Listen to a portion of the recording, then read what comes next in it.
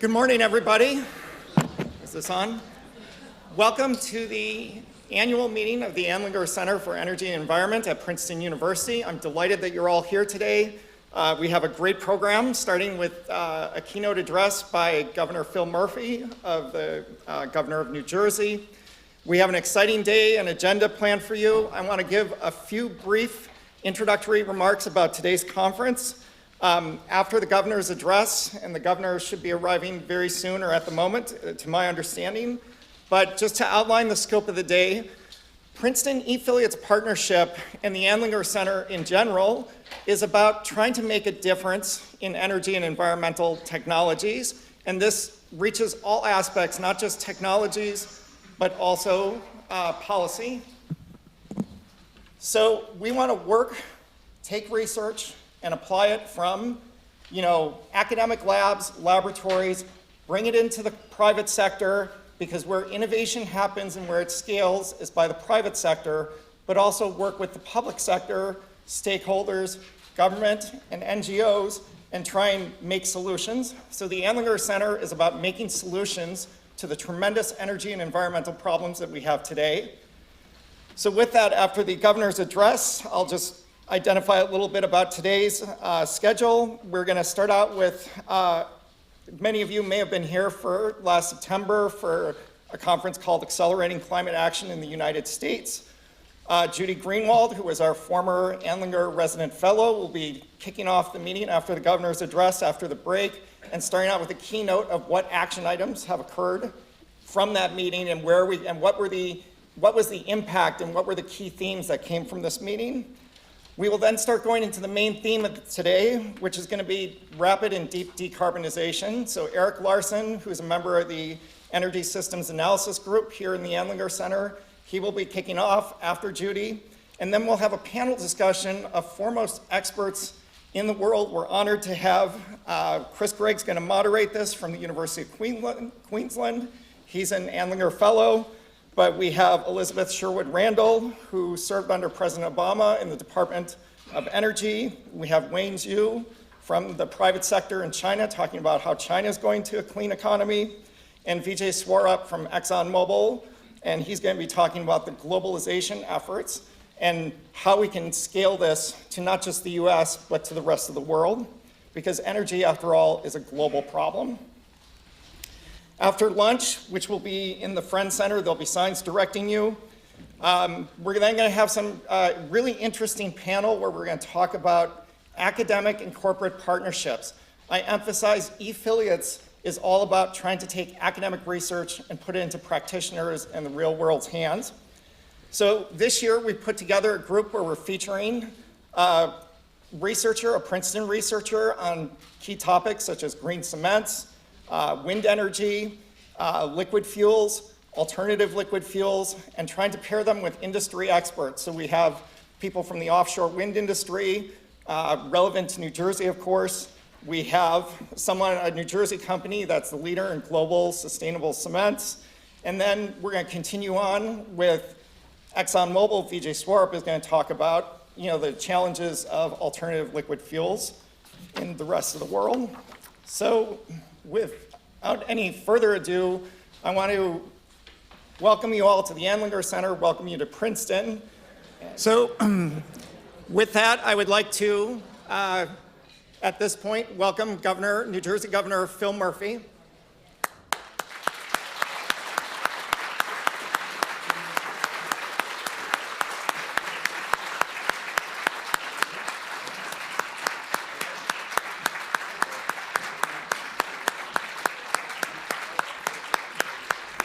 Welcome, Governor. Thank you for being here. So with this, I want to introduce Professor Lin Liu. Lin is the director of the Andlinger Center for Energy and Environment at Princeton University. She's also the William H. Walton Professor of Engineering, and she's in the Chemical and Biological Engineering Department. Lin received her PhD in 2001 from Princeton University, and then she continued on after starting at the University of Texas. She's been the associate director and served in my capacity as directing the E-Affiliates Partnership for a number of years, and for the past 4 years she's been Director of the Andlinger Center. So with no further ado, let us welcome Lin Liu.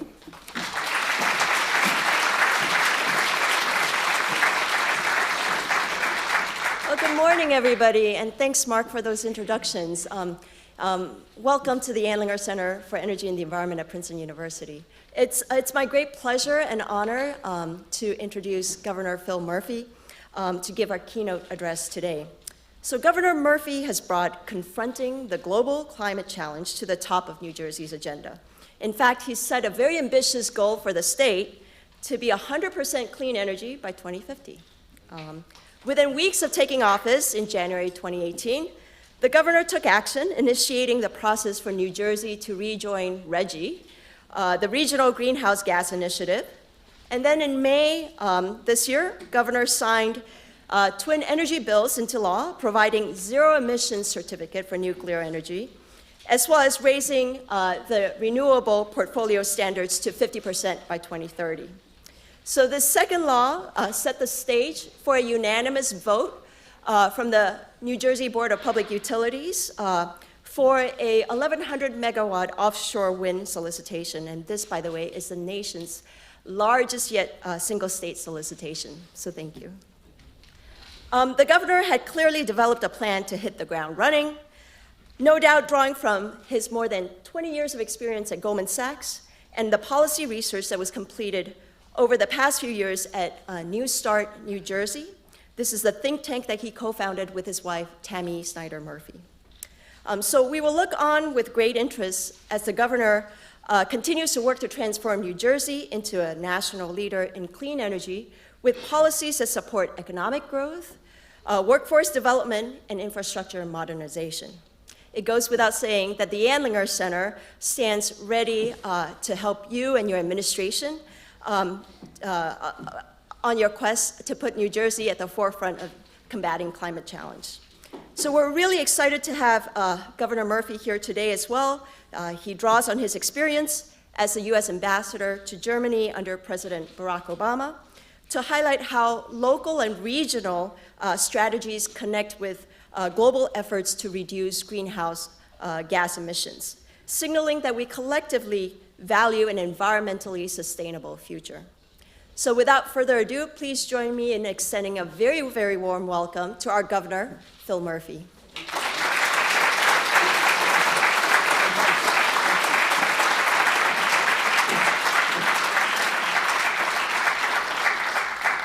Thank you, Lynn, so much.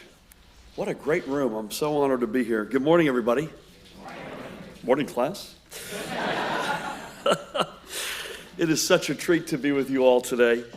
I have to begin by thanking Director Lin Liu, Associate Director Mark Zonlo, and everyone here at the Andlinger Center for hosting today's meeting and for the invitation to be with you. I thank you all for being here. I have to thank my very dear friend Liz Sherwood-Randall, who's seating in seat 1A, who is a dear friend from our time serving in the Obama administration. As Lynn said, I had the honor of serving as the U.S. ambassador. Liz served in far higher and loftier positions, ending up as the Deputy Secretary in the Department of Energy and is on the advisory board here. And Liz, I thank you singularly for helping this happen today. So thank you for all your service to our country, and you're now hanging your hat at Georgia Tech, so we look forward to coming by and saying hi. Brent Colburn is here. Thank you for welcoming Dean Emily Carter. Thank you as well. A couple of private friends are here. Ralph Lamarella, where are you, Ralph? From PSE&G. Ralph, great to have you with us. Ralph LaRosa, rather. And Gene Fox, who's a dear friend, who's a big voice in the environmental space in this state. You know, it's meetings like this where one person says, hey, what if we, or someone else might say, yeah, hey, we could do that. It's meetings like this where ideas can be pulled from the air and shaped into real-world solutions where challenges are identified and then they are answered. That's been Princeton's MO for a long time. So this is not just an internationally renowned center for learning, it's also an internationally renowned leader in innovative research and development. From the work by researchers here at the Andlinger Center, to the Princeton Plasma Physics Laboratory, to the new discoveries that will be found at the new Princeton Innovation Center Biolabs Incubator, where I've visited, which is a pretty cool place just a few short miles away. This is also the ethos that I and we are trying to bring to our state's economy and to our state's government. It's no secret that New Jersey faces some tough challenges, but part of our problem is that past administrations, frankly, wouldn't think very deeply about those problems. They would just, pardon the analogy, but they would just rearrange the furniture a little bit and then express complete surprise when the challenges didn't go away, but instead got worse. That's why we've spent so much of our first year, and I'm about 9 months in, for those of you keeping track at home, why we've spent most of our 9 months, and frankly in the transition leading up to that, looking deeply into the challenges we face and proposing comprehensive, research-based and fact-based solutions. I always like to say that if nothing else, we are a Moneyball administration. And what we're finding is that by tackling our challenges head on, we can also create tremendous new opportunities for our economy and for our people, and higher education is right smack in the middle of all of that. We can make New Jersey not just an adopter of new methods and innovative problem solving, but we can make New Jersey a global leader in the process of their creation. And that's much like what the Andlinger Center seeks to do. This is also the sentiment expressed by Gerhard Andlinger himself when he was asked about the potential for this center. And I quote him, "The research, in my opinion, is the basis for solving what I consider the largest problem that mankind has. And not only solve the problem, but at the same time, provide an enormous opportunity for American business to be in the front row." Of course, that largest problem, he noted, is the one which brings us together, which is the future of energy. I am not a newcomer to the idea that fossil fuels are yesterday's news, notwithstanding the opinion of some of the protesters outside. This is, I wonder what they're doing in Oklahoma right now with their governor. Just asking, you know? How are we doing down in Texas? This is something that has been close to my heart and mind for a long time, as it has been to my wife, Tammy, who sends her very best wishes and had wanted to be here. We consider among our closest friends Vice President Al Gore, who asked Tammy, in fact, to be a charter member of the Climate Reality Action Fund when he established it. For me, I had my eureka moment through my work in Germany. First in business in the private sector, and later, as Lin said in her gracious introduction, as the United States ambassador to the Federal Republic of Germany, based in Berlin under President Barack Obama. And I know this is not a political event. We had a big political day in New Jersey on Tuesday, but I don't think it's a stretch to say that in the field of energy and the environment, we miss President Obama's leadership more and more every day. But in Germany, I had in particular a front row seat to the so-called Energiewende being undertaken there. And you may recall, I'm not sure you do, but people used to ask, will there be political ramifications felt in the wake of the Fukushima awful accident, nuclear accident? And the answer was yes, there were political implications. And where were those implications first found? In Germany. I had the ability to watch how an advanced G7 economy could grow and aspire to be increasingly powered by low carbon or zero carbon energy technologies. I saw, I might add, both what worked in those early years of the Energiewende, which they are still in the midst of, by the way, but also the mistakes that were made. And it made me question, why couldn't we do that here? Not just in the United States, but right here in New Jersey. Now, in fact, there are some areas where we have traditionally led. New Jersey has proudly been a leader in solar energy. We already have more than 100,000 solar installations across the state, providing more than 2,500 megawatts of capacity.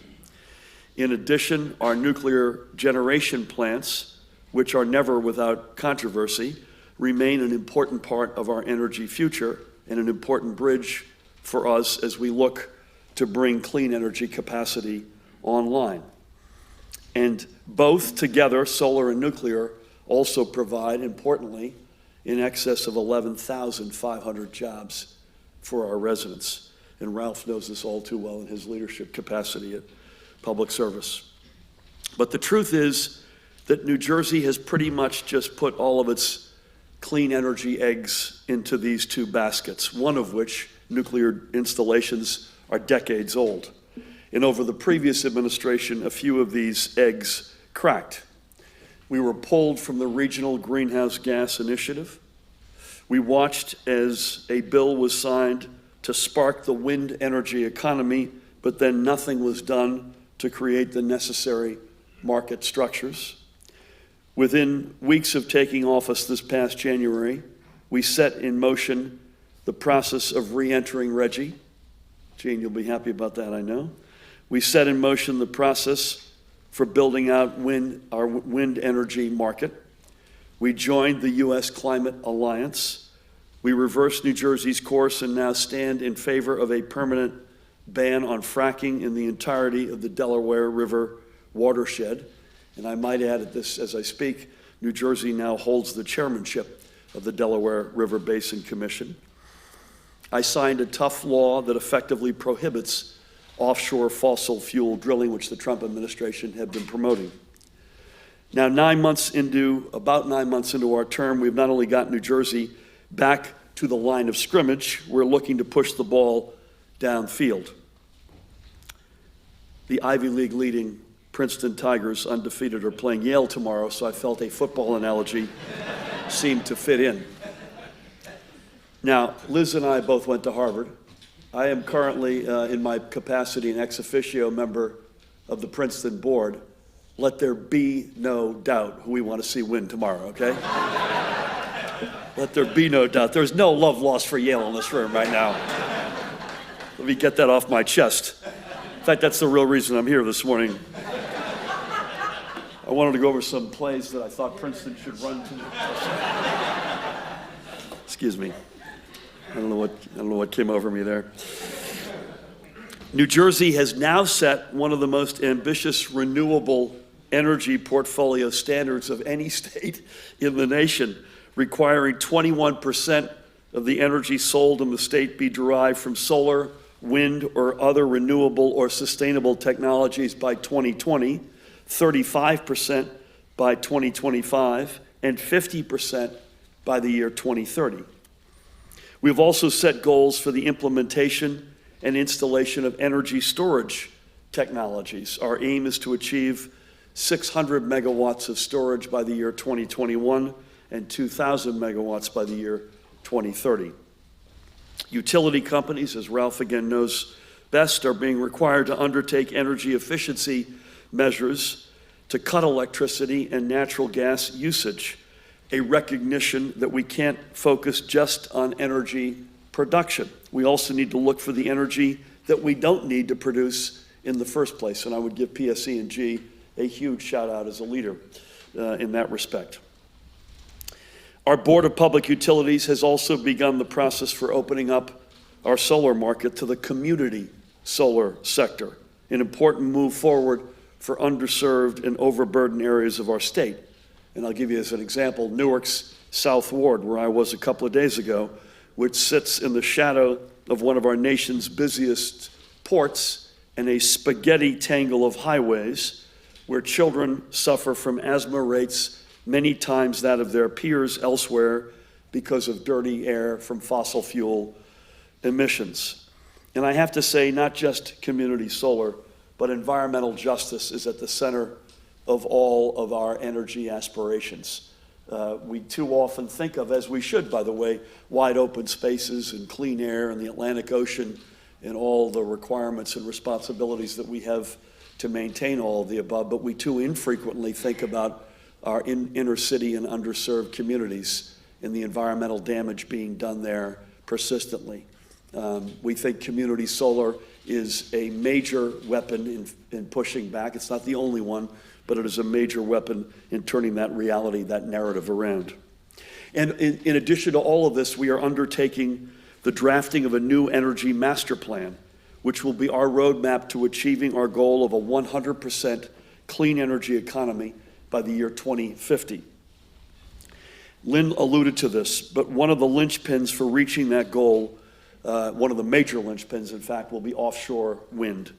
We are blessed to have a location which puts us right smack in the middle of one of the best parts of the Atlantic. And if you haven't studied, and I know most of you in this room have forgotten more about this than I will ever know, but New Jersey is literally unique, not just in our position in the length of our shoreline, but also in the shelf and the dynamic in depth underneath our ocean. It allows us to do some things that literally, including California, no other state in the nation can accomplish. Recently, our Board of Public Utilities announced as Lin alluded to, the single largest solicitation for the development of offshore wind of 1,100 megawatts. So that is literally in process. But we have also set up for 2 more solicitations, and we'll put that process, the early stages of those processes in place, each for an additional 1,200 megawatts in both the year 2020 and in the year 2022. With this, we will have 3,500 megawatts of offshore wind energy, which is enough to power 1.5 million homes and businesses online by the year 2030.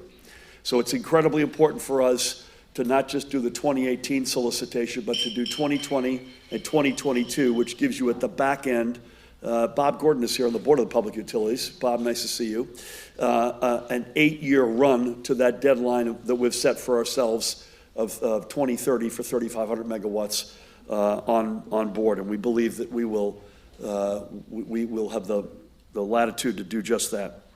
Over the summer, Ørsted, one of the world's leading offshore developers. Is Thomas here, by the way? I told Thomas might be here. Are you here? I just told Thomas Broster might be here. One of the world's leading offshore developers opened an office in Atlantic City, which is their first step toward creating a more than 1,000 megawatt wind farm.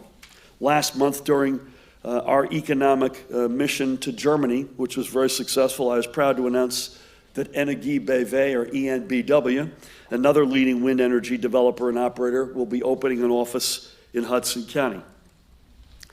Now, you all know this. This is not just about energy. This is also about our economy.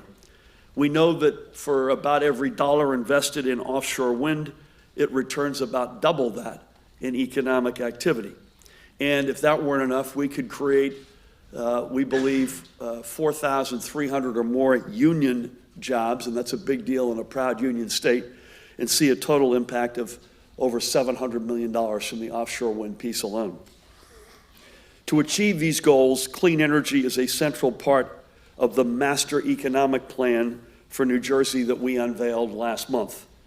We are committed to not just making New Jersey a state that runs on clean energy, but the place where vital research and development and even the manufacturing of component parts happens. For offshore wind specifically, we proposed an idea that we like a lot, which is the New Jersey Wind Institute, to bring together key stakeholders, state agencies, organized labor, corporate partners, and our colleges and universities to make us the global leader in every aspect to support research for wind-based technologies and provide training for the future offshore wind workforce. I think it's fair to say right now the locus, the ground zero for wind in the world is probably in Hamburg, Germany. It's a skew that is much more onshore than off in terms of the measurement by either windmills or megawatts. We will have an opposite reality here, and we want to compete toe-to-toe with Hamburg or any other place to not just have the windmills offshore, but to have the nexus of the industry in New Jersey. But more universally, beyond just wind or clean energy, we want to make New Jersey the home base for any innovative company, in particular, obviously, in the energy sector. We've proposed new incentives for research and development and business incubation. We proposed an idea that I like a lot that has a lot of applicability, the Innovation Evergreen Fund, to pair state resources with private venture capital into the new businesses at the cutting edge of technological advancement, bless you, and which we believe can pay back, we don't miss a thing up here, in which we believe can pay back huge dividends, not just in terms of dollars, but in terms of leadership. I want to riff for 30 seconds, if I may. So we're a state that's used tax incentives as a blunt instrument, typically focused at big companies, typically more often than not at old economy companies. And we've done pretty well maintaining a lot of Fortune 500, Fortune 100, Fortune 50 companies, particularly, I'd say, in the life sciences arena. But we've not used tax incentives as a surgical weapon, in particular, to develop the next generation of our economy. They asked the great hockey player Wayne Gretzky what made him so special. He said very simply, I go to where the puck is going, not to where it's been. And New Jersey has spent a lot of time focused on where the puck has been and too little time on where it's going. And so we are baking an idea that we've started talking about last month called an Evergreen Investment Fund. And I believe it marries both the big company and small company reality in a way that is unique in America. And the idea is a fairly simple one. Its elegance is in its simplicity. We would annually auction off tax credits to big companies. The buyers of those tax credits, by definition, would have a tax liability in New Jersey, otherwise they wouldn't have any appetite for them. We pick the winners based on two factors. Number one, price. Number two, however, what is that big company prepared to do in the softer care and feeding to help us develop the startup economy? You then take the proceeds from those tax credits, bring them down, and marry them with a similar amount of money from venture capital private funds. We don't pick stocks, so we get out of the way, and the venture capital firms take both the proceeds plus their own capital and invest it in the startup community in New Jersey. The only criterion for the investment is the startup has to have some nexus in New Jersey. We think we can auction off about $50 million of these tax credits a year, marry that with $50 million of private capital. It's $100 million a year over a 5-year lifetime, or $500 million invested in the venture startup scene in New Jersey. Venture capital has doubled in America over the past 5 years, but it went down in New Jersey by 40%. And we think this is the way to jumpstart that. So stay tuned. We want new technologies designed, built, tested, and eventually marketed and manufactured right here.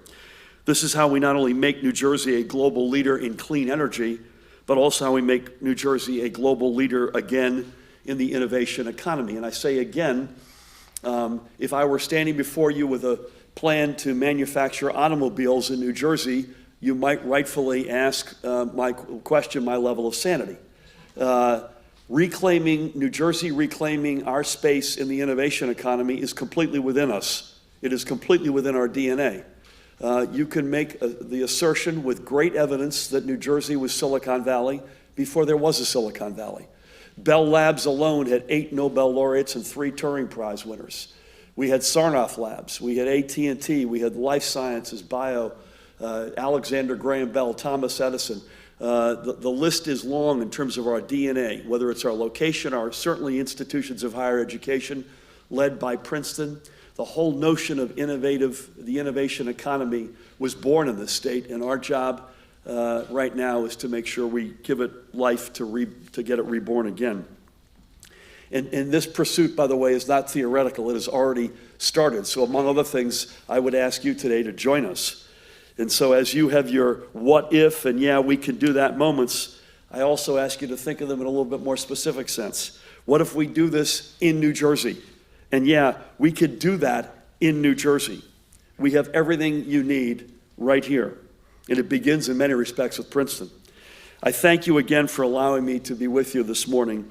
Once again, I thank Lin and Mark and the whole team for hosting us. I thank Liz for the inspiration to get this to happen on our side. And I wish you all nothing but the best for a successful annual meeting. And I hope to be able to be with you again and to help together move this state forward. Thank you all very much.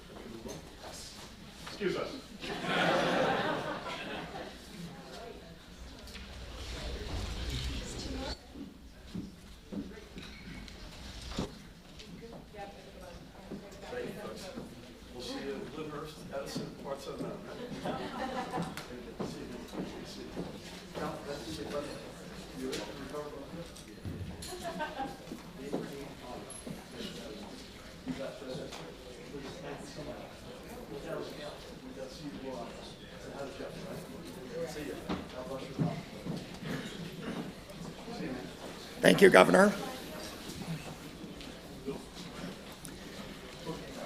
So we heard a very inspiring speech that I thought, and we heard a lot about what New Jersey is doing and what we can do as a state and what we can do, all of us in this room. And I want to go back and capitalize on this. And the governor said, what if, and you can. And in light of what we heard, how can we as a community help advance the themes that the governor has just spoken about? And to that question, I want to introduce, you heard from the governor's talk, Jeannie Fox, who was the former president of the Board of Public Utilities. And Jeannie, just a question, what do you think we can do as audience members, as students, as practitioners, as policymakers to advance, as an audience? Go ahead. First of all, I want to ask Bob Gordon to stand up. Bob Gordon is one of the commissioners of the BPU. He's our policy wonk commissioner. He was a legislature before that, but I don't hold that against him. So based on where the governor's coming from, I was a co-vice chair of co-chair of his transition energy and environment. And what I'm saying is the last thing I'm going to say is based on me and not the governor, but it's basically 50% of New Jersey's greenhouse gas emissions is from transportation.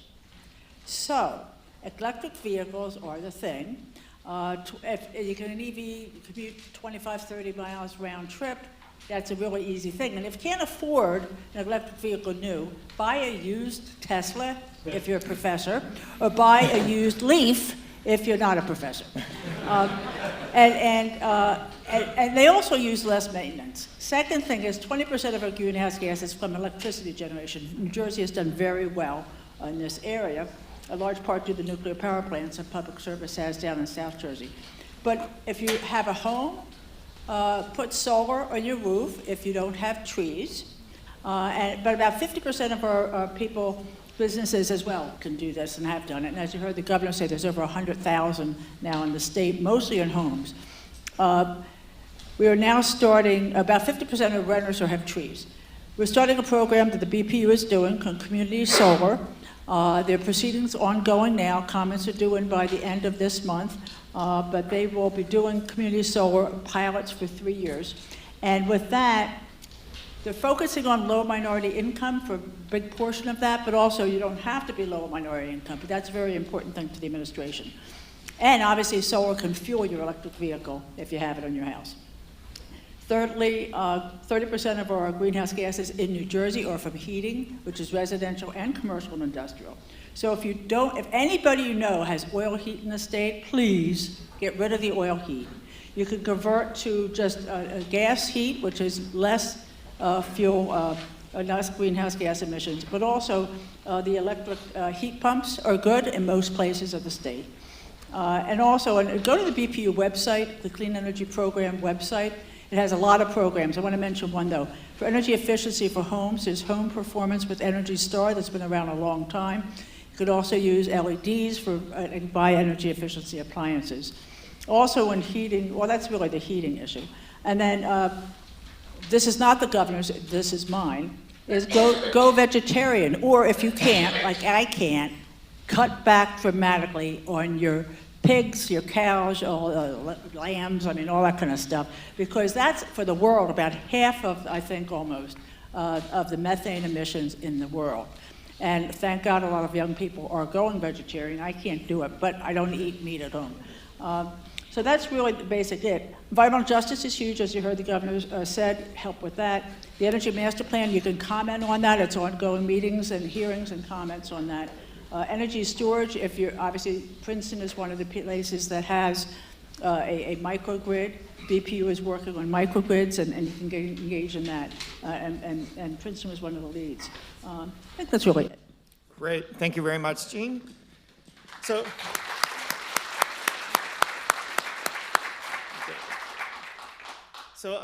another person who was identified, who spent extensive time with the governor, is Ralph Rosa, who's the president of PSEG Power. So I'd like to turn the microphone over to Ralph and have him make some comments about what he's just heard and his experience with the governor's agenda. So good morning, everybody. Can you hear me? Should I put that down? Is this- Okay. I probably could. It was a compliment to the school because the acoustics are great here.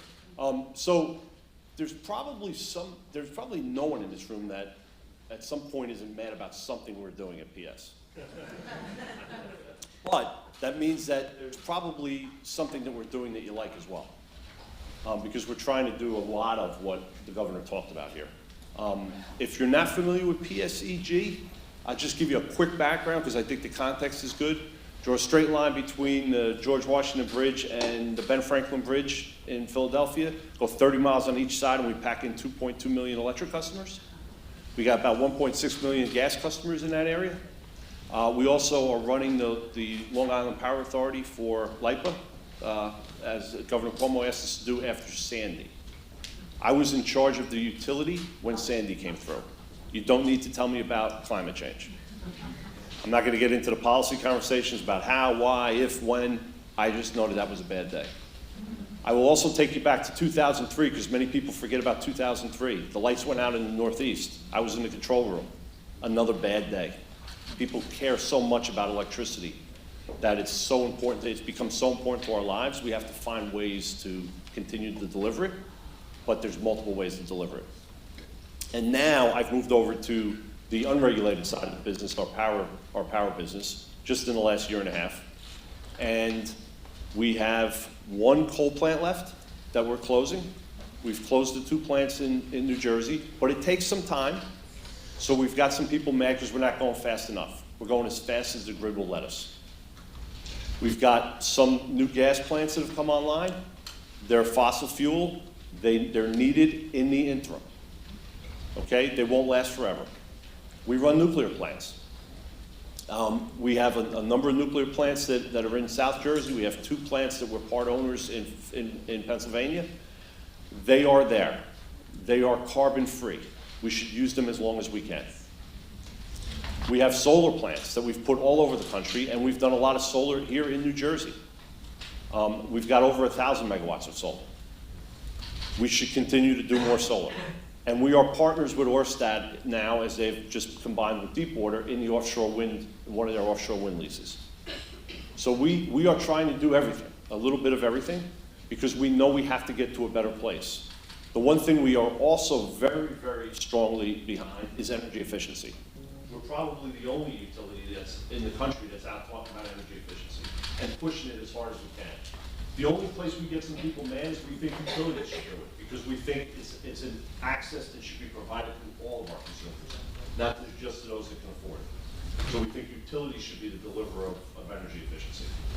That's the only place where we'll disagree with some policymakers. But we're in every space, and we're trying as hard as we can, but we're never going to make everybody happy all of the time. And we'll get blamed for things, and that's okay, because that's what happens to utilities. I've been in this job, I've been with this company for 32 years, and I've been blamed for a lot of things. So it's okay. But we're going to keep trying, we're going to keep trying to make the place better as we go. The singular thing we can all do, back to what Gene said, is help on the transportation side. And the one place that the governor mentioned that I've been advocating for time and time again is in the Newark area, and specifically around the ports. Why can't we figure out how to electrify our ports? We're going to have large tankers coming in. Those tankers can be changed over to electric. They can plug in when they get to the port. There's some better fuel, as I just learned, that's coming in. That's going to run some of those ships as we go. But we're right in that area, in that concentration in the Newark area. Why aren't the tugs at the airport all changed over at this point? Why haven't we done some of those things? Why? Because it's an access to capital. Who's going to pay for it? How do you best do that? But those are the types of things that we should all be working together to solve from a policy standpoint, because it's all going to make it better, and it's an immediate impact to the people that live in the Newark area. So lots that we can do, lots that we're trying to do. Hopefully we'll be successful. It's not going to happen tomorrow. Please have patience, because we still need the lights to come on, and just remember back to 2003. Thank you.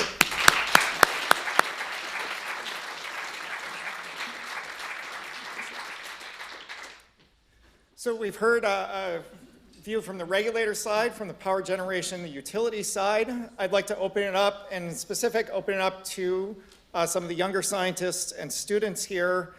You've heard our generation talk. I would like a perspective of one of the students based on what you have heard about what you think your generation can do, because it's going to take all of us working together. And at the end of the day, you're the leaders that will be looking forward in probably a decade or less. All right. Does this work? Yep. Yeah. Hi, everyone. My name is Jonathan Liu. I lead the Princeton Student Climate Initiative. And I'm very excited to hear about the efforts from the utilities and the government for tackling climate change, the biggest problem facing our generation, and not just the problem of climate change, but the problem of air pollution, which we heard earlier this morning is a public health crisis. It's spiking asthma rates and affecting the air we breathe. I think that tax incentives and trying to grow New Jersey's innovation economy, these are all great ideas. And one way that we can complement these ideas and make New Jersey really a leader in tackling climate change and growing its clean energy is through a carbon price. A price on carbon has been tried around the world. It works. It's a way of generating revenue for massive investments in the next generation of technology, in energy efficiency, in transportation, clean transportation, electric vehicles, and it's also a way of sending. You can use the money to send a check in the mail to every single New Jersey household. And if you're thinking about political feasibility, that's a politically feasible policy. So, a price on carbon is being looked at globally as a way to fight climate change, and when we think about the millions and billions of different ways that consumers use energy and have to think about decarbonizing the way they use their energy, one of the most efficient and most cost-effective ways to do that is through a price on carbon and using that revenue. So, yeah. Great. Thank you, Jonathan.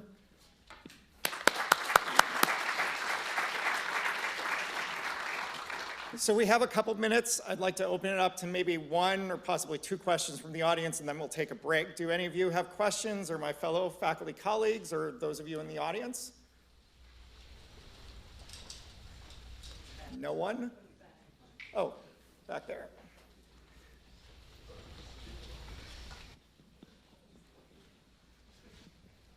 Hi. My question is, how do people process the fact that totally democratic vote on a carbon tax just failed in Washington State, which is a progressive state, and So your question is, how do we implement the carbon tax? yeah, I mean, like if it's politically unpopular in a democracy, you can't really. Okay, well, so that's a question that I think I'm going to make it a rhetorical question to all of us that we should be thinking about. That's a question, I think, to all of us. I think one person who may be able to talk a little bit about the behavioral aspects of policy is Professor Elke Weber, she just left. So, but maybe her fellow colleague who used to be sitting next to her, Professor Rob Sokolow, he's done a lot of look at this, and maybe Rob can comment, and then we'll take a break. So Professor Sokolow. Rob, if you can wait for the microphone, that'd be great. There are a lot of ideas about how to get a carbon price in place. And there was a vote in Washington State, 2016 and 2018, where Governor Inslee tried to put a carbon price in place. Both failed by something like 40 to 60. So that's not that says that further design in another state, better presentation, it might go forward. The idea there was that no revenue would be, that in the first instance, that no revenue would be, all the revenue would be returned to the people. So you'd have a tax, and then you'd give it, it's called cap and dividend. That's also being discussed in the federal government, and George Schultz, one of our alums, is one of the people signatories to that concept. The second time around, they wanted to return the funds collected specifically to people and industries that would be impacted. And that was, picked a different set of voters, I suspect, but it still failed. Industry invested a lot of money in defeating it. That's Washington State, so it's the very same level we're talking about. I think that, in addition, you have many targeted opportunities, which are not indeterminate, but in the form of subsidies instead of taxes. They do nearly the same thing. They do pick winners. New Jersey's got a solar industry because of subsidies, and the wind story is going to be extremely interesting here. I wanted to say one thing before I was asked to comment on the carbon price, which is a fascinating story that you can all work through. Let me say about the carbon price before I forget that how much you have in the tax matters a lot. There's a lot of people who will be happy to see the words carbon price, but have such a small amount that it doesn't have any effect. The whole point of a tax is to change investment patterns, change consumption patterns, and that has to be big enough to be dislocating, which is why it doesn't easily win friends. But the Washington State one was high enough to make a difference.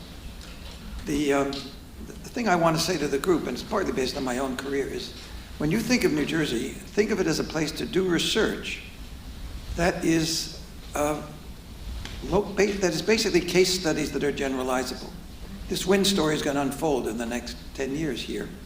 And there will be all kinds of things to write about, to measure, if you're in the experimental side, that will be relevant to the world and will be serious academic work. I started my career working on energy efficiency in buildings based on a town, planned community 10 miles from here. A grad student lived in it. We instrumented the place. Then I also worked on a dam and all the decision-making made by the Delaware River Basin Commission, a dam that wasn't built. I find it exciting personally to do research that is based on case studies and to find them nearby. So yes, research in New Jersey to add to the governor's list. Thanks. Thank you, Rob.